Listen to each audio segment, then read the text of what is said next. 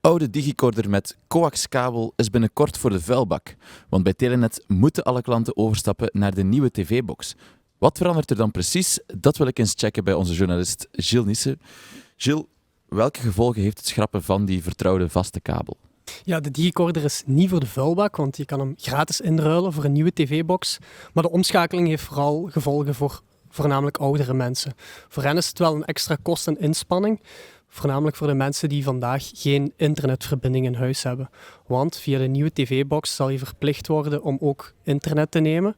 De nieuwe tv-box werkt namelijk uitsluitend op wifi. En vanaf wanneer kunnen mensen hun oude digicorder niet meer gebruiken dan?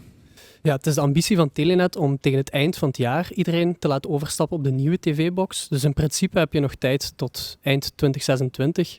Maar toch wacht je best niet te lang. Want geleidelijk de komende maanden gaan er al een aantal functies uitgeschakeld worden. Denk aan de tv-teek, denk aan de tv-gids. Dus ja, best snel omschakelen als je tv wilt blijven kijken. Je zegt vooral gevolgen voor oudere klanten. Hebben er nog heel veel mensen zo'n kabel dan?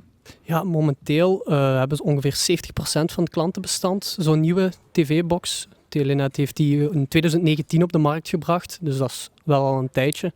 Ongeveer 30% moet dus nog omschakelen als ze tv willen blijven kijken.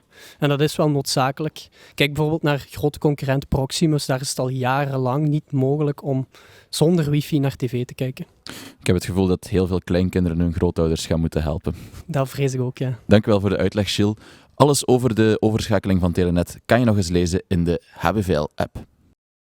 Bedankt voor het kijken naar deze video. Wil je meer Limburgs nieuws? Abonneer je dan nu op ons kanaal of check het in de HBVL-app.